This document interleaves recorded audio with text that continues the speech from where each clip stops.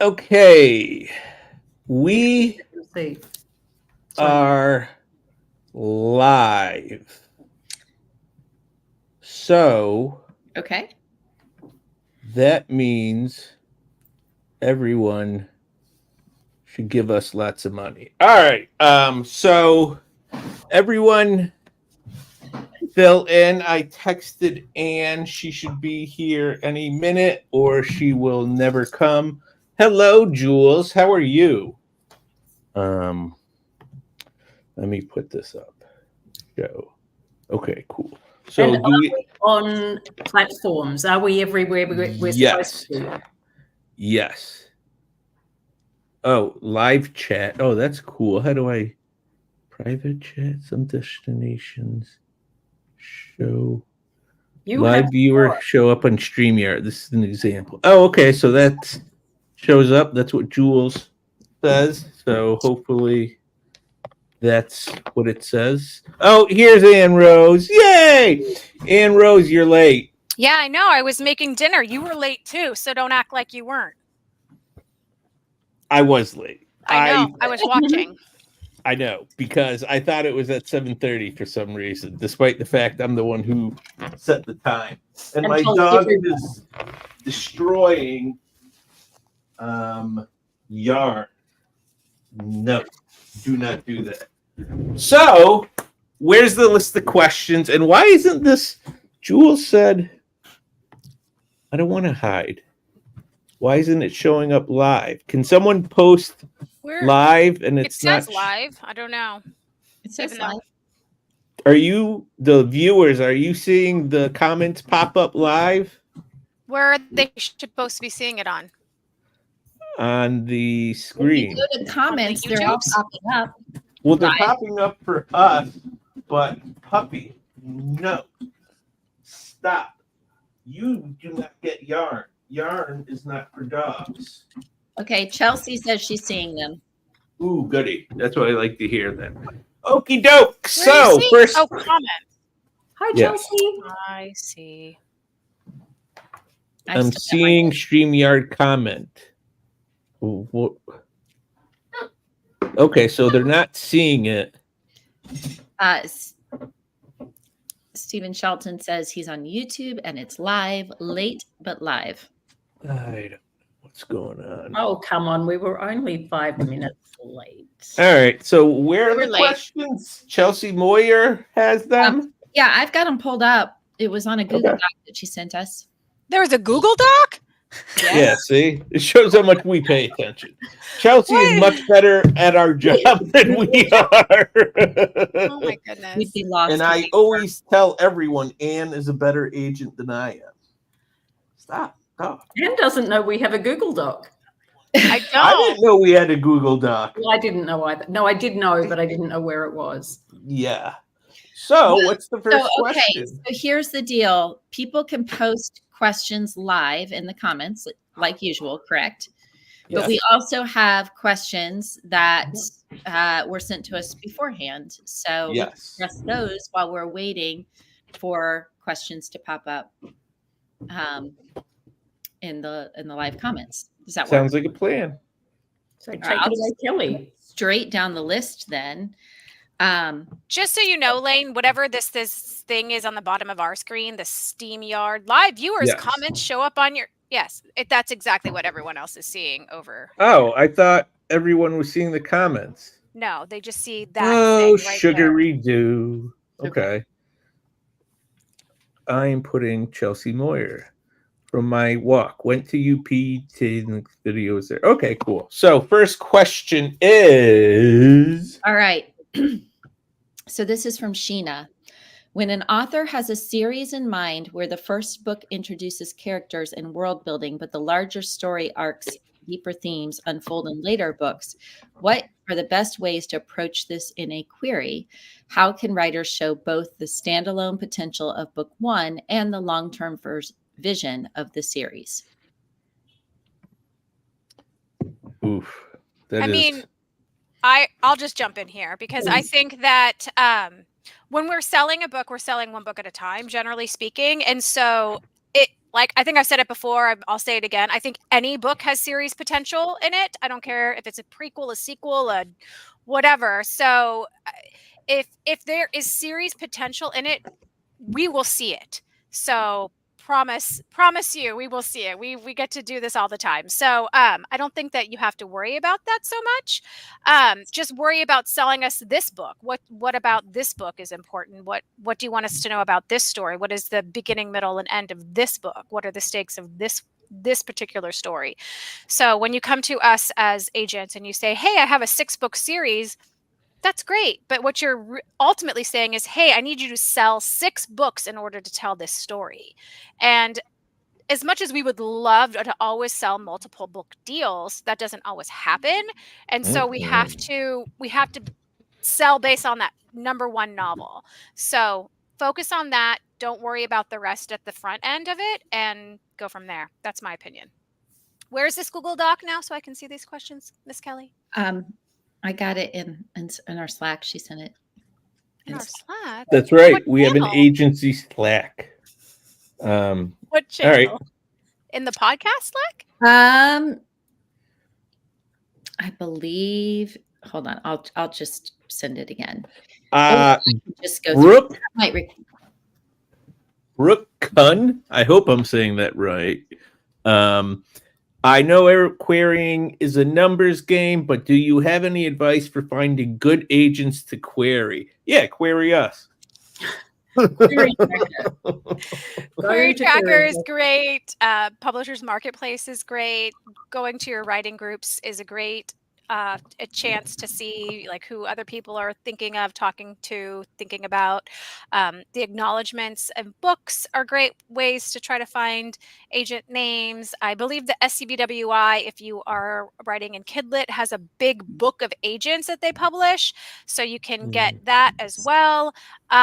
Lots of different organizations, from Horror Writers of Association to SCBWI, to all the different romance, different chapters, can help you as well find agents.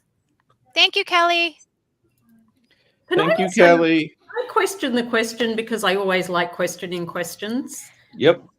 And I'm not. This is not. I'm not. I promise I'm not picking on Brooke. Brooke is repeating something that everyone says.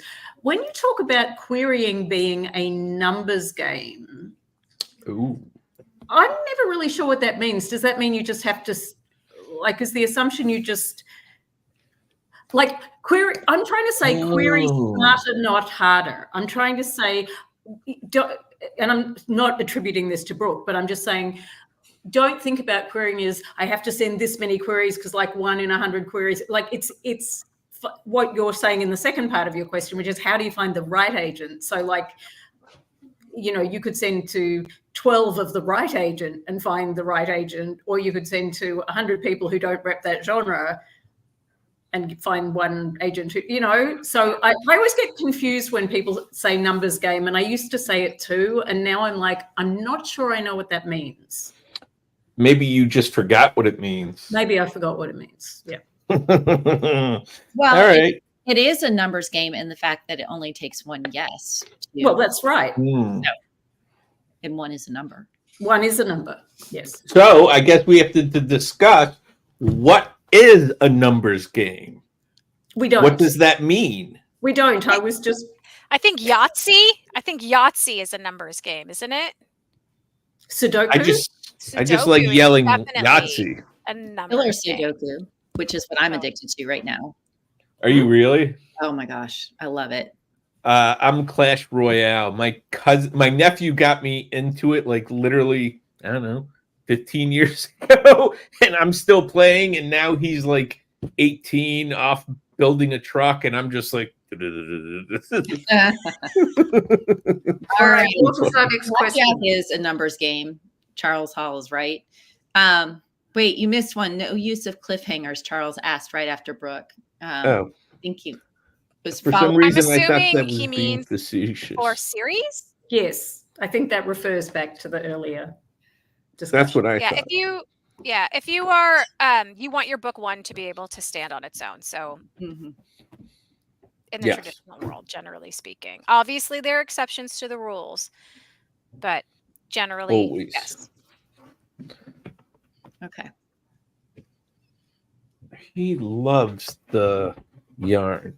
When requesting based on a query, how do you decide if you're going to request a partial or a full, or do you always start with a partial?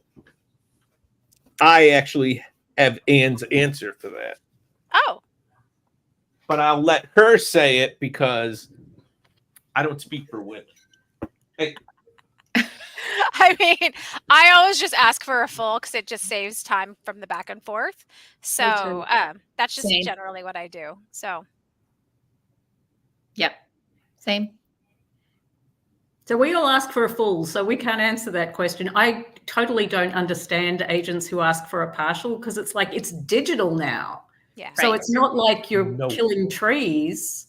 So why not just ask for the full? So if if you're bored, you can stop reading, and if you're engaged, you can keep reading, and you don't have to email someone again.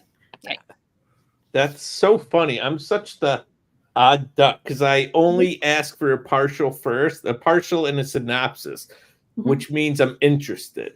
But if I'm like committed, then I ask for a full. I don't know. I have no idea what I'm talking about. I ask for a synopsis at the query stage. You do, So You do, which is I said, oh, I'm going to do that because that's really smart, and then I never did it.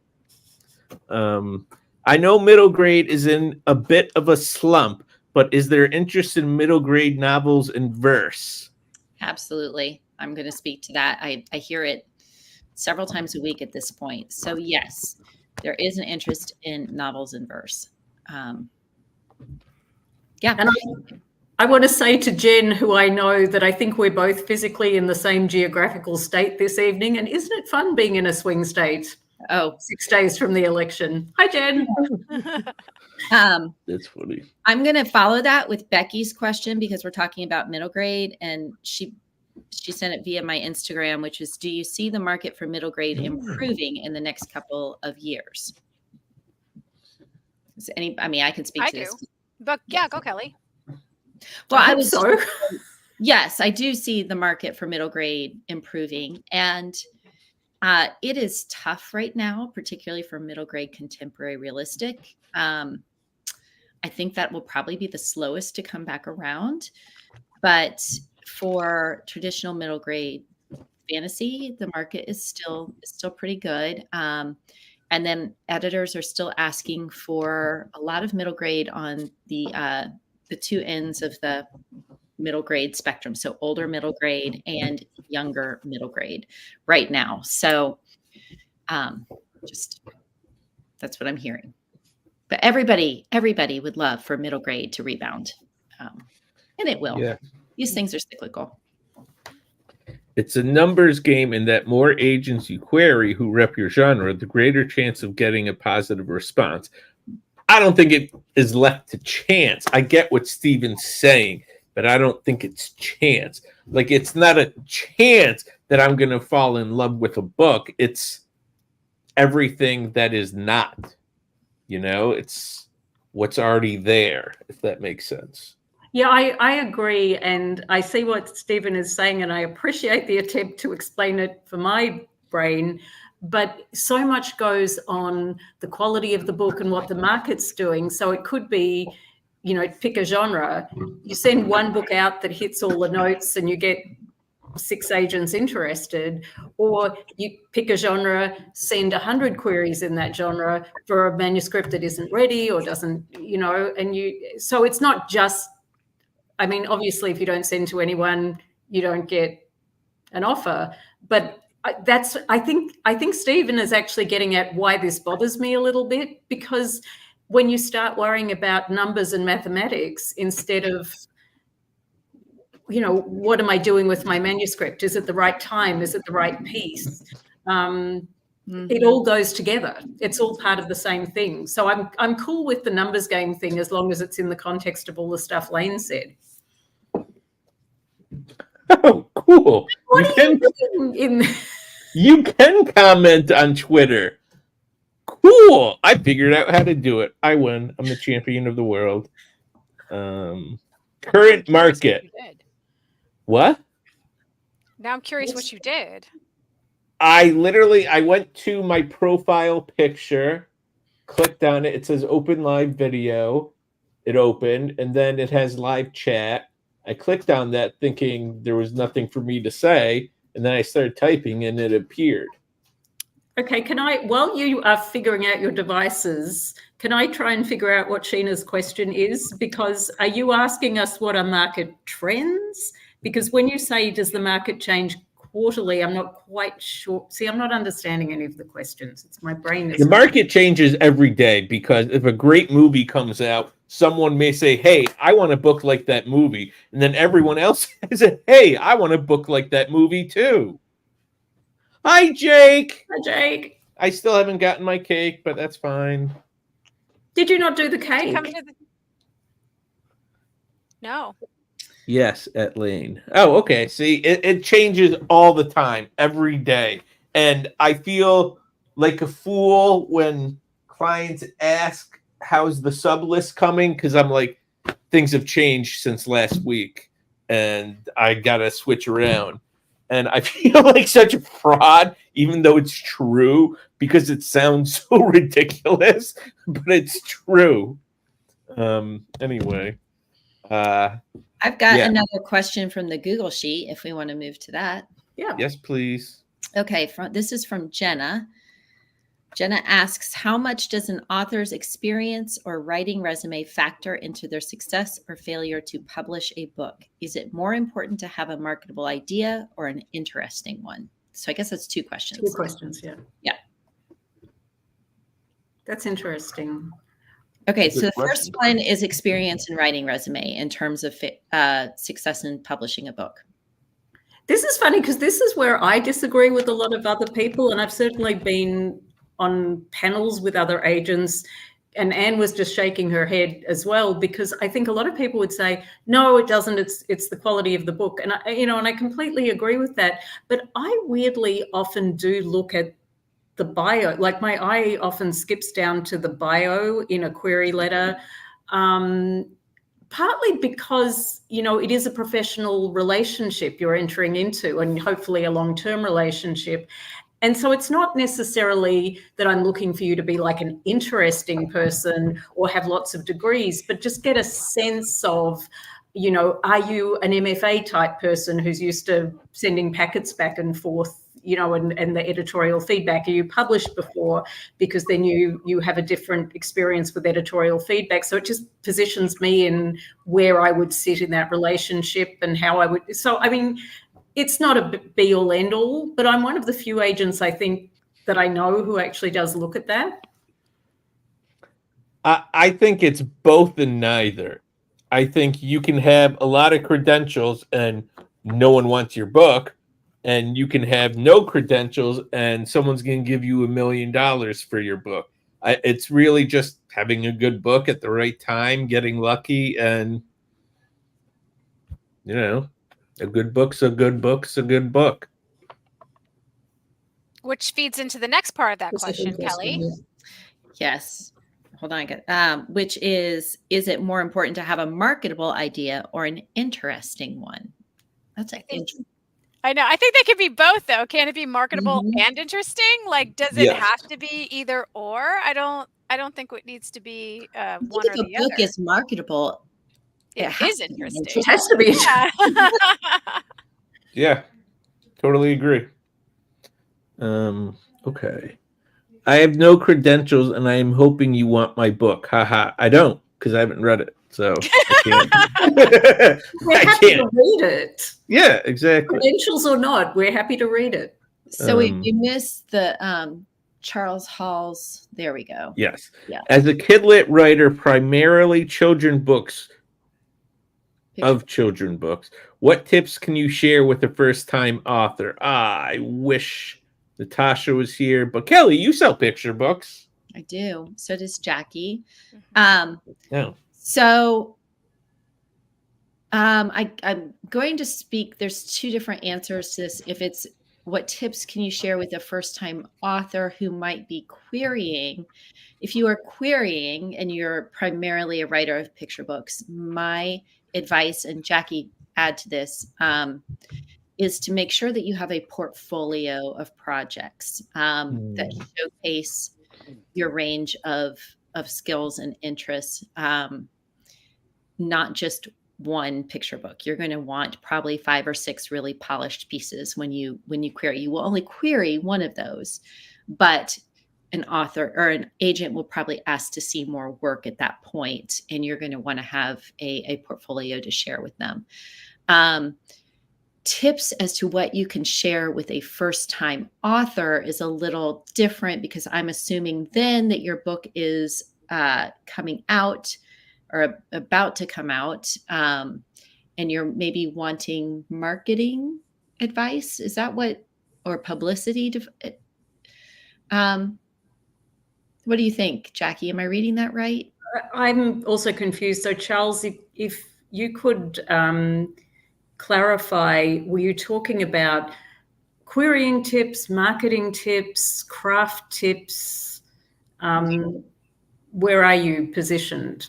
Because those are very different things, and I'm not quite sure what you're asking.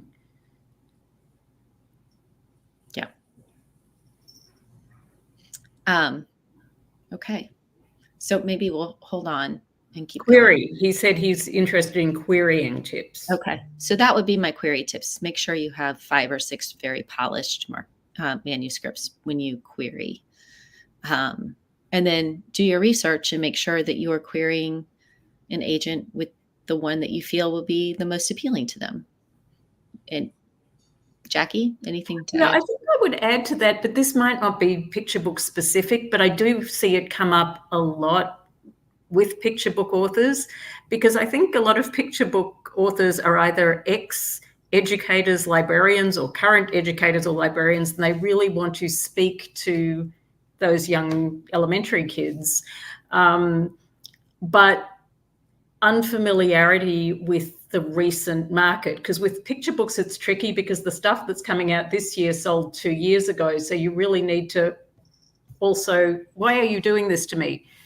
You really need to also, thank you, know, if you can look at the Publishers Weekly announcements and see what's selling, because those probably sold a year ago and then the illustrator was just attached, and really know the market and how your work stands out. Because I think a lot of picture book authors write picture books because they think it's quick and easy, and we know it's not.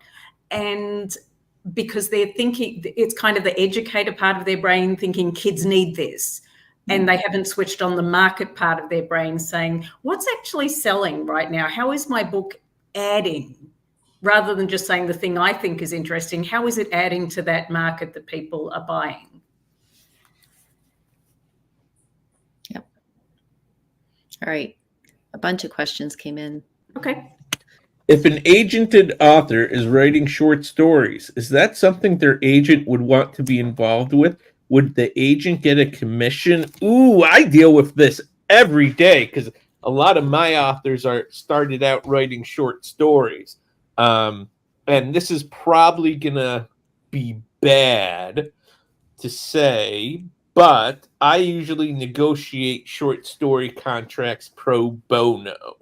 I rarely ever take a commission on them, because at most it's a couple $100.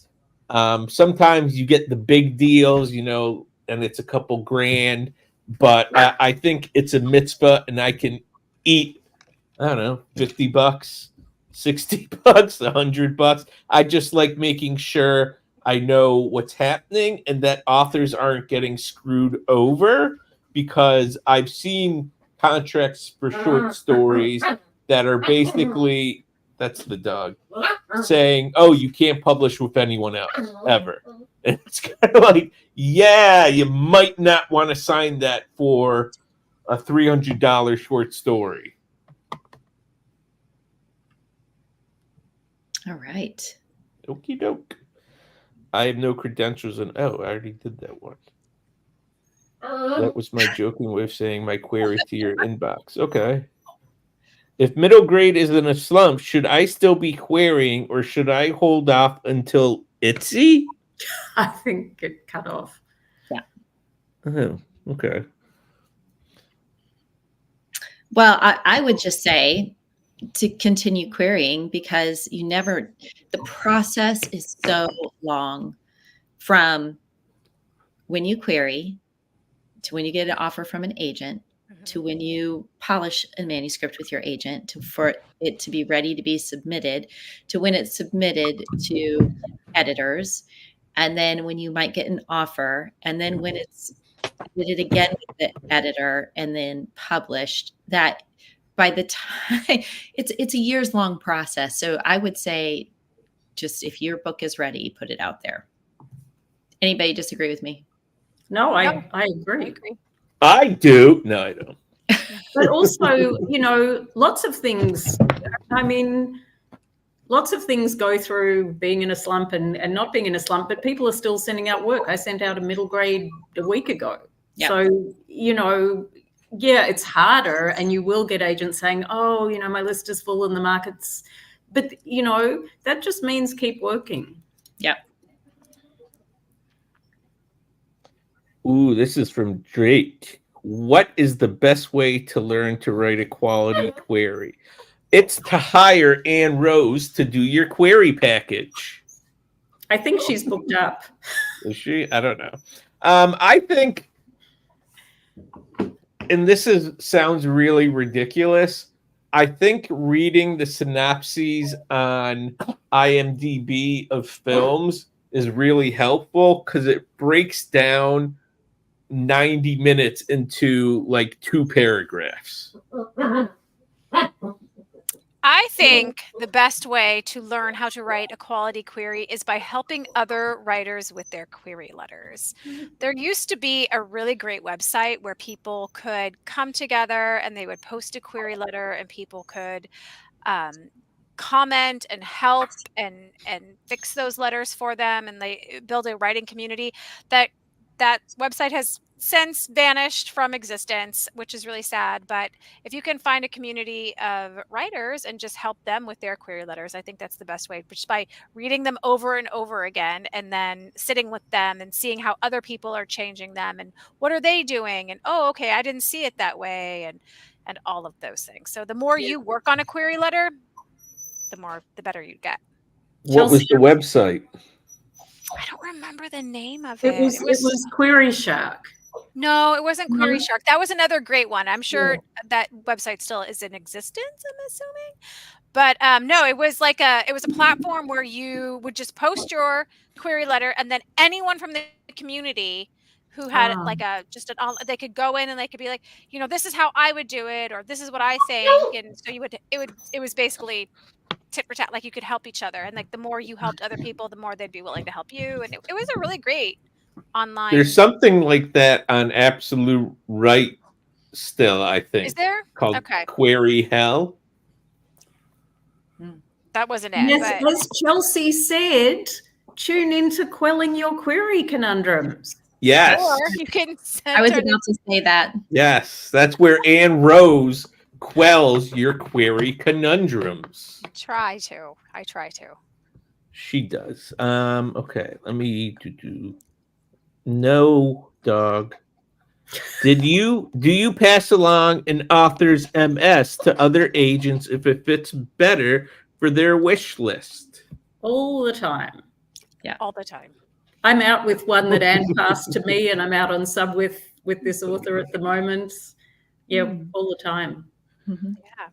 So also, I mean, sometimes I don't know for anyone else, but sometimes I have friends from other agencies, and so I'll be like, oh, that sounds like so and so much. I'll just tell them, if you haven't queried so and so, maybe you should send it their way. So sometimes I'll do that as well.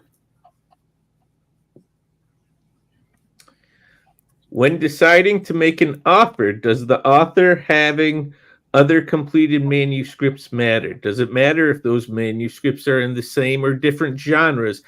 Jackie and I just did this. I asked, but I don't think it matters.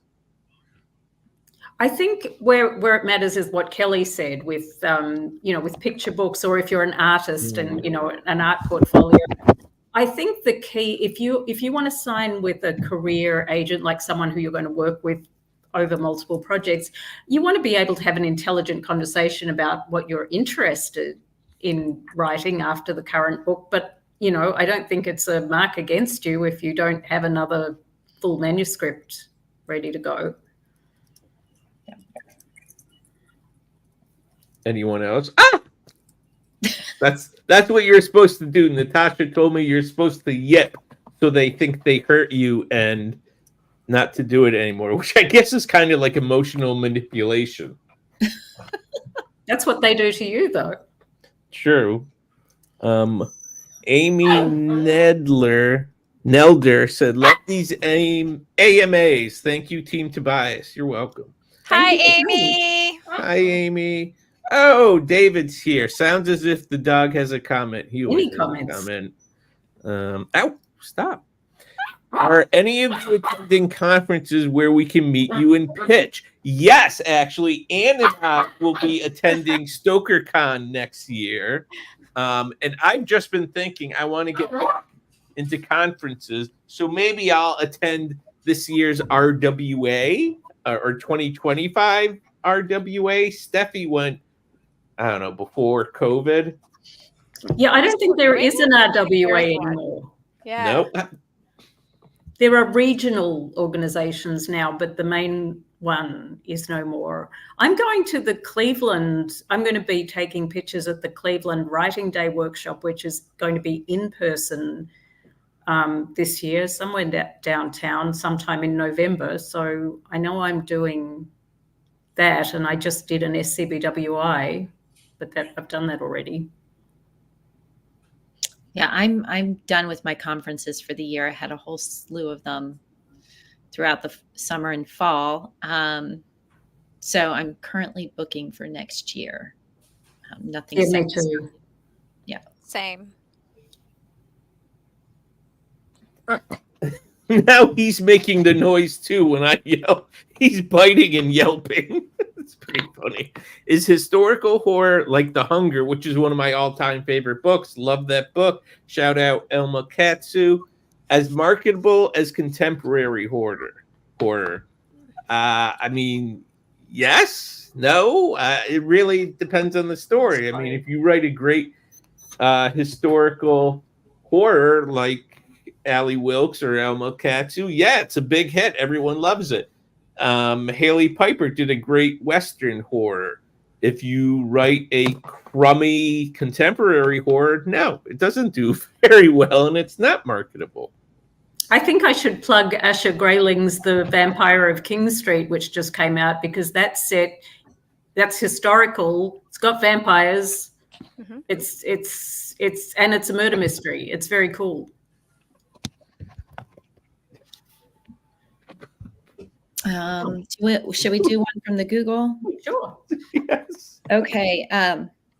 Do we actually read all submissions, or do some never make it out of the slush pile? I'll just answer for myself, and then y'all can chime in. But I read all of my submissions. Yeah, I think we all do. Behind. If anyone has queried me and has not heard from me yet, it's because I am still considering it, and I'm sorry if you are having to wait. You're always welcome to check in with me. That's me, but I do read every single one. That is the same with me, but I realize that sometimes, and I always, at least send a form pass so you know when I've passed. But when I forward them to other agents, I've realized that I don't always hit the box that says I forwarded to someone. So if that person is slow or if it gets lost in the system, that's the one time I'm aware that people think it's gotten lost, which it probably has. So again, follow up and see what I did. Yeah. That's a really good point. Yeah, because it's how Query Manager works. Mm-hmm. I am going to plead the fifth.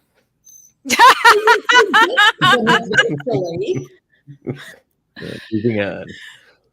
I am required as a professor to publish academic, but I write short middle grade fiction for reluctant readers. How do you suggest I navigate both worlds, academic and fiction publishing once a year? You can do both. I do that. I'm also an academic, and I do academic writing, and I haven't done really as much other writing of late. The problem with academic writing, as you well know, Doc Awesome, is that you have requirements of, how much you have to write in a certain year or in a certain 3-year period. So sometimes you have to prioritize that. But when I was more seriously doing both, I used to write my academic stuff as a matter of course at the office and fit it into that time. And I would take Sunday afternoons and physically go to the library, and that was the place that I switched on my fiction brain. So for me, it was a question of giving myself a time and place that was the fiction time and place. But I don't know if that helps you at all.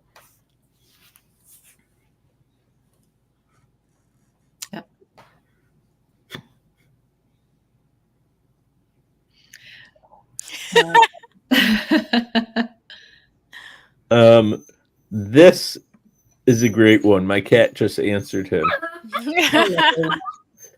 Olga, question: What's hot in horror these days? This Wretched Valley is a great hit. Do books like that, adventure, sports, thriller, are hot? For example, we represented This Wretched Valley by Jenny Kiefer. Sold it to Quirk Books. It's an amazing book. Everyone should go get it. I think it's in its second or third printing right now. And of course, it's going to get the movie treatment. I think survival adventure horror is hot right now. That's also to say it may be by the time your book comes out, not hot. Or if you're querying right now, get on that. But science fiction horror is hot too. People are looking for that.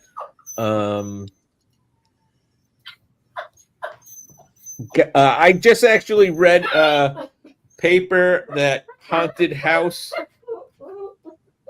horror is still the favorite horror. However, you define haunted houses. You can hear the dog is crying. Mm-hmm. I read Haley's. That was very different. Yes, it was. Thank you for being down to earth. I look forward to querying at the beginning of the year. I currently have 2 books in different genres. Cool.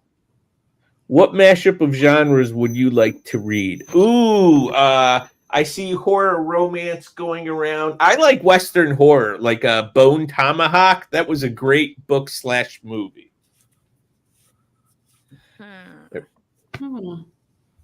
I don't know. I have to think about that one. I just read The Ministry of Time Travel, and that was like sci-fi romance. And I mean, that was pretty interesting. And also Tomorrow and Tomorrow and Tomorrow was really sci-fi romance. And that's an unusual, like I don't usually think of those two together. So I've enjoyed those. I'd have to think about that one too. I just enjoy genre mashups generally. Right? Just surprise us. Whatever. Right. What you got? Let's see it.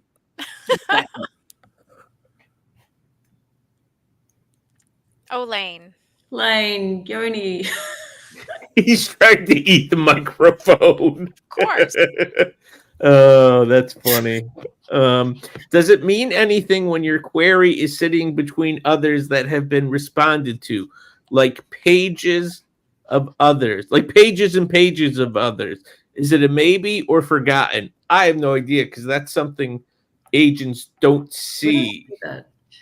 Well, I mean, I think what they're asking is, does it mean anything when everything around you has been responded to and yours hasn't? Because I think people query can see where it is. But we can't see that though, so I don't have a sense of what it looks like. We can't, but we can see the order in which they came in, the dates, time. So a long time ago, a long time ago, I was very adamant about responding to everything in the order that it came in. And now I am not like that in the least. Now, if I get in my query box and I want to read YA fantasy, that's what I will look for. If I want to read middle grade contemporary, that's what I'll look for that day. And I actually think this behooves the author, because then I'm more in the mood for reading that kind of query and that kind of book that day. So for me, it just means that you're still under consideration because I haven't passed on your work. That's it for me. But I think anybody else could be very different. But Right, they if it's- can't. Sorry, go ahead. I was just going to say, if it's been a while, like if it's been 3 months and everything around it has been, looked at, you can always, nudge and just be like, Right. hey, just wanted to check in and see if you had a chance to look at this yet. But I wouldn't do it immediately if it's like a week later. I mean, And I'm curious, and I think I know the answer to this, but so you can see when the agent responds to others, but you can't see when the agent has forwarded it, I'm guessing. Oh. So that might be the situation that I'm thinking of, where I may have passed it to the black hole of Lane, and I did not say that. I'm being mean, but yeah. So you should nudge. I mean, I'm just saying the same thing. You should nudge. Yeah. Hi, puppy.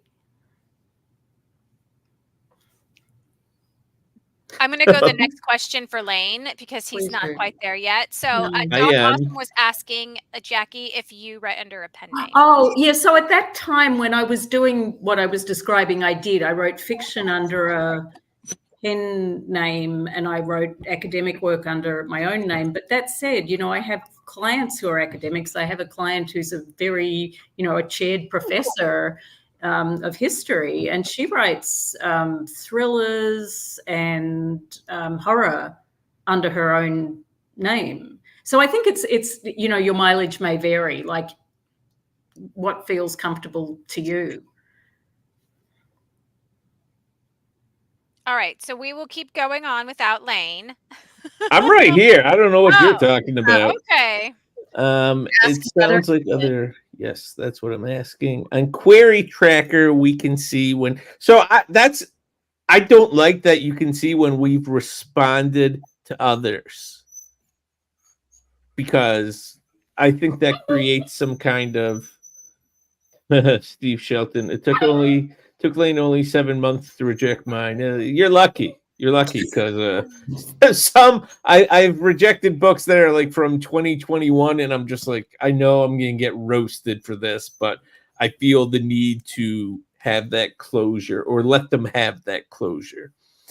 Jackie, what are you looking for right now? Hashtag MSWL. Considering your list is pretty full, how could me, pique your interest?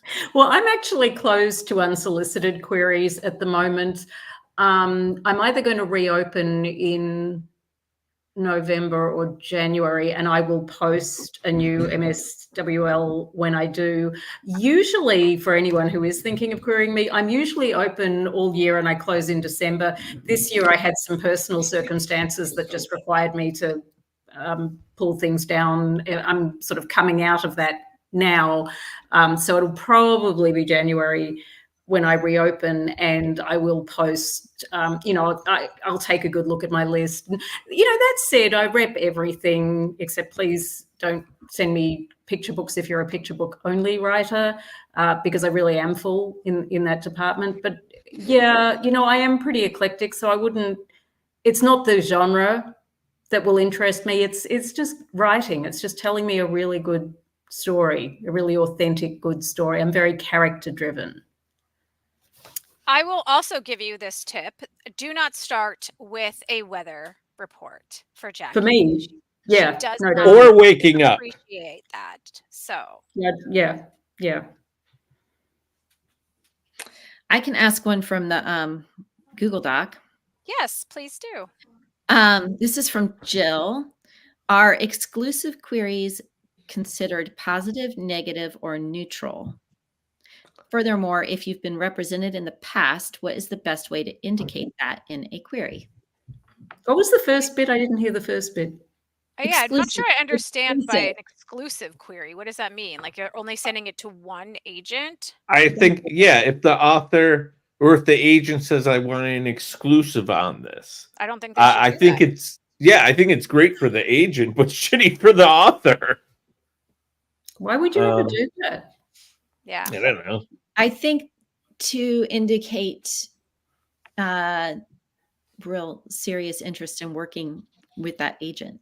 So you think it's a great fit and they're your top choice. Well, then just write in the query letter, you're my top choice, and send it to 10 other people. Yeah. I mean, Kelly, would you ever send an exclusive query and I just picked your name out of a hat? Me? Yeah, I mean, I would give it to one person, but not for long. Maybe just a couple weeks. This process is so long. It's so long. And so and I don't think any agent expects it to be an exclusive. That's just not. And, I believe when I started in this business years ago, and this is back when everyone was still sending snail mail and SASEs. It was expected if you were querying multiple agents to put at the bottom, this is a simultaneous submission. And every now and then I still read that at the bottom of a query letter. And I'm like, oh, I would expect that. You don't need to put that anymore. I don't think. I think it's just expected. So would you guys agree with that? Yes. I'm giving good advice there. Okay. All right. And the Brandon. other question that she had was, if you've been sorry. represented in the past, what is the best way to indicate that in a query? I think Query Manager asks you that already for you, and you just check a box. So that kind of does it. Otherwise, you can just say, I have been previously represented and have parted amicably with my previous agent. Would be happy to answer any more questions regarding that in the future, should you wish. Perfect. So, Brandon Morehouse, what is the top thing you want to see in your query inbox? I'm yelling to my dad. Thank you, Jackie. I'm sorry, but it's another question I don't understand. I'm sorry. I think what Brandon is asking is like, what kind of stories are you excited to find in your inbox right now? Jackie, would you like to answer? Oh, well, I mean, as I said, I am very character driven. You can teach plot, but you can't teach voice. I'm really looking for sort of authentic, engaging voices in hooky, engaging situations. I do really, I like authors who understand the market they're writing in, and not understand what market they're writing in, not like I am writing thrillers, but actually understand what else is in the market they're writing in, because that enables you then to be voicey and engaging and different, because you're in conversation with what's in your market. So that's something, I pass very often on people who are perfectly good writers, who are writing a perfectly good mystery or thriller or whatever it happens to be, and they understand sort of the basic points of the genre, but they're not conveying what is special about this project, why a publisher is going to invest money in it. And that's just, I think, really knowing your market, loving the market you write in, and reading other writers who are playing in that same pool. Mm-hmm. I sound like an MFA program or something. No, you sound amazing. I think for me, what I'm looking to be surprised in my inbox. So I'm looking for stories that sound different, that, make me go, oh, what's that about?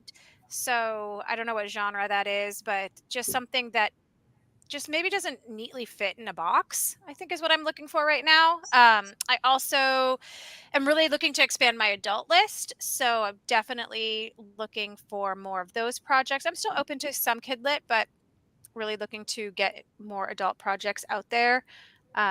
Thrillers, really always like a good thriller. I've recently opened to some horror, but I liked, again, not all the blood and guts of the horror. That's not my forte. You can send those to Lane. So what about Anne you, has Kelly? a few clients I would like to steal, just putting that out there. I actually think a better question is, what would we not like to see? I think it is often easier to say what you'd rather not see, like Anne just did. And I've found in the last, I think I'm virtually up to date on what was in my query box. There were a lot of stories about survivors of sexual trauma, and it might be sort of kind of what's in the zeitgeist now, but I was finding just completely personally, subjectively, I wasn't attracted to them. It's just like the state of mind I'm in now. It just wasn't, and I think probably when I reopen in the new year, I am probably going to avoid, not at all a value judgment on the worth of the stories, just probably not my cup of tea. And like Anne was saying, the blood and guts in the horror, I think, Lane, that people can't kill the dog. So I think there's stuff like that we don't want to see, that it's worth letting folks know about. Yeah. And for me, what I do not want to see when I reopen is probably grief books, middle grade or YA. I just get a lot of those. And it's just not my cup of tea. I'm not really big into sci-fi. So if your book is set really in the future or in space, there needs to be another reason pulling me in.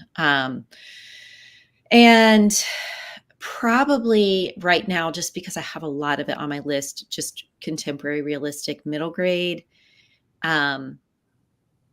is not something that I'm into right now. 6 months from now could be completely different. And I would when I reopen, I'll have a MSWL. But in general, overall, I'm not a grief book person. I'll say in Jenny Kiefer's This Wretched Valley, the dog lives, which is very important. Very Absolutely. important. It is. 100%. Really quickly, too, to go off of what we were all talking about, like what I'm not a good fit for. I'm not a good fit for toxic romance. I'm not a good fit for romance that has a power imbalance. I'm not a good fit for dark romance a lot of times. I think that, because a lot of times it skews into those few things that I just said. So if it does, it's probably not my thing. Not really into military stories. So those aren't really my jam. Probably could go on. Anne has very selective taste. Yes, I do. Speaking of the... I was going to say one thing that is another good follow-up to that, which we often ask editors, it might be a good question for all of us to go around, is saying, what are we seeing too much of in our inbox? So you want to... I want to start with pointless horror. Pointless horror. Yes, stuff is scary and spooky because John is outside and he finds a dead body and there's aliens afoot and he had a divorce and then there's a beautiful woman and she manipulates him and because she's a succubus. And it's kind of like, okay, I got it. You're in the middle of a divorce and you don't like your wife. Like, okay, I get it. I mean, we write what we know, but hey, man, let's do something else. And I can't with the survivors of sexual trauma, and I really can't even with, everyone's heard me say this a million times, I cannot with the disgruntled ex-CIA agent who's going to do one last renegade mission to save whatever. It's like, I know those books are really popular. It's just not my cup of tea. So please don't send them to me. Are the other people going to respond to what they're seeing too much of? Oh, I did a Twitter post the other day about stuff that I've noticed. But now it's escaping me what I said. So people waking up. I've been getting, it kind of feeds into the next question, which is I'm getting a lot of stories that start with a character waking up. Out of the first 3 queries I opened today, 2 of them started with the character waking up. So, and yes. I know that because you told us. I do. Every time. Speaking of the weather report, we hear a lot about pet peeves with openings, waking ups. Do you all have pet peeves with the endings? Crappy ones? I think killing off a main character for the shock factor, and not because it's critical or it makes sense to the plot. I think that's a pet peeve of mine. I think when a character does something really inauthentic, Yeah, and which is another, it's an adjunct to what you're saying. It's like, so it might be for shock value, or it might be because the author ran out of ideas or hadn't thought it through or whatever. But when suddenly it's like, why would they do that all of a sudden? And it goes back to voice and authenticity for me. Yeah, I would agree with that. And sometimes, especially in middle grade and in YA, things are wrapped up a little bit too neatly. And all of a sudden the bad characters are, justified or they're just redeemed in a way that's not quite authentic to who they are as characters. And I do think that middle grade and YA, both, they all need to end with hope, right? I agree with that. That's part of kid lit, but it doesn't mean that they have to be wrapped up super neatly. I think characters can still be held accountable. I would argue that all books need to end in hope for me. Just because that's how I personally like to read and enjoy. Like, if I'm going to sit and spend hours devouring this piece of thing, right? I want it to end in hope. That's just for me. I just want it to have a hopeful ending. I don't care what the situation is. So okay. Lane, are you still with us? Yes, I just saw someone said they asked something on X, so I wanted to check if anyone was asking on X. Thank you for trying to bully me, Anne. How do you feel about holiday-themed books? I like holiday-themed books. I feel positive about them. Hmm. I think it's, it's with anything else, just how you're doing it and how you're handling it. What's the story? I asked this on X, which is why I was looking.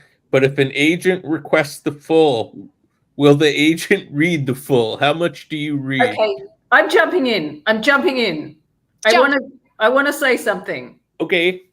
Why are you asking this question? Why does it matter how much we read? Are you saying that the good stuff doesn't happen until chapter 16? Because if you're saying that, you need to revise. Okay, I don't mean that to you, Christina. I have heard a lot of people saying, well, did you read the full thing? Like, some really great stuff happens. You just didn't get to it. That's a problem with the book. That's not a problem with the agent. It could also be a subjective issue, right? Like, I might be reading something that is perfectly well written that I'm just not engaging in. I mean, everyone here has picked up a book and I always finish books I've paid money for, except one time. But the point is, everyone here has picked up books and not finished them, right? Because it just wasn't your cup of tea. You turn on a TV show and you don't finish it because it's not your cup of tea. So I guess I had a visceral reaction to that. But my answer is, why does it matter? Like, what do you really mean when you ask that question? Am I being too nasty? I am, Yes.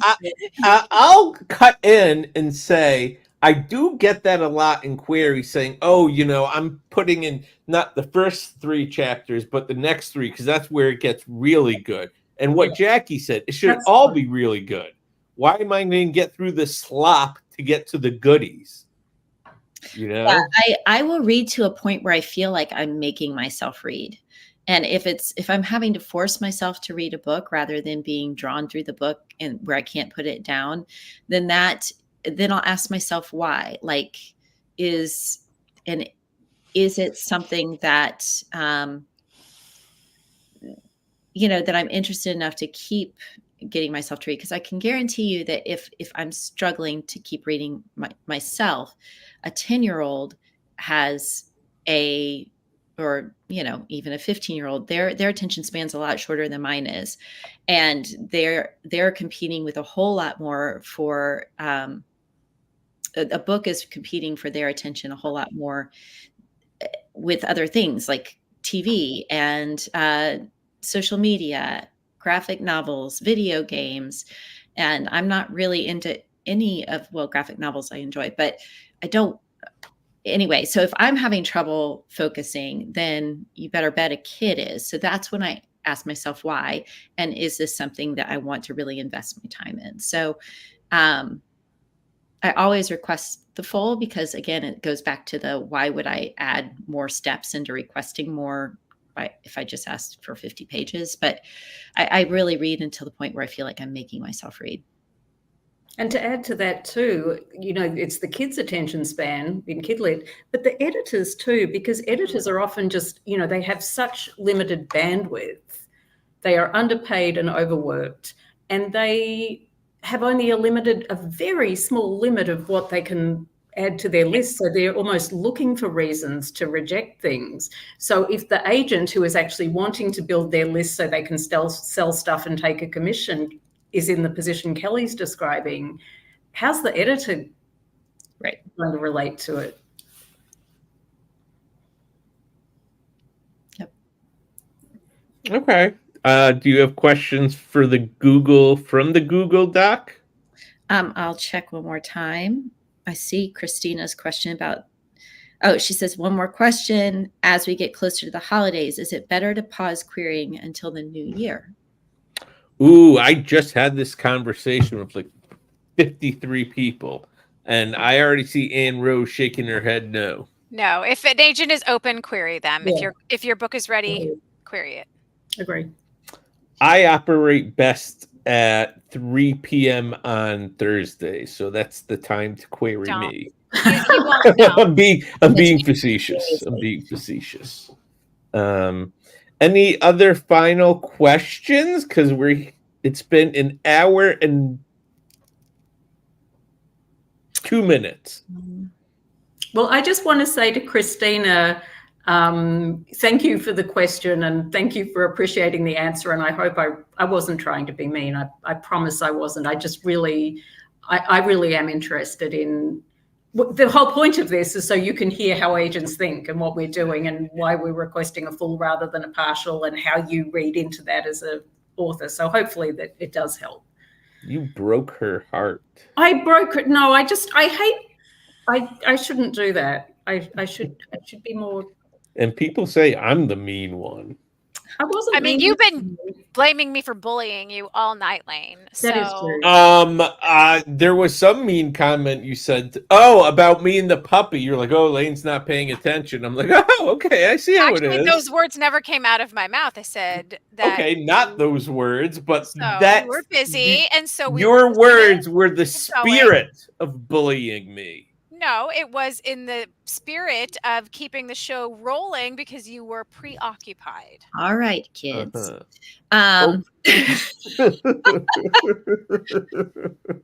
Is this, do we have a date for our next AMA? I have no idea. We usually do a flyby, but we should do it much earlier because, we need time to market. We have a social media manager who did an amazing job, which is why anyone is here. And because the last week of November is that Thanksgiving week. Oh, that is so true. Okie doke. So thank you everyone for joining us. I apologize for Yoni coming in on us and preoccupying me. But happy Halloween. Happy Halloween. Tomorrow is Thursday, even though it feels like a Friday. Today does not feel like a Wednesday. What are you wearing? Ghost leggings on here. I'm ready for Halloween. Oh, ghost leggings. Hold on. Let me. Can you hold them up again? I couldn't see because of the comment thing. Oh, cute. Oh, gotcha. Okay, very cute. Very cute. All right, I was about to end it like I was ending a meeting. Like, see you all on Slack. Thank you for coming. Anyone want to say final goodbyes? Goodbye. Goodbye. Bye. Trick or treat. Trick or Happy treat. Halloween.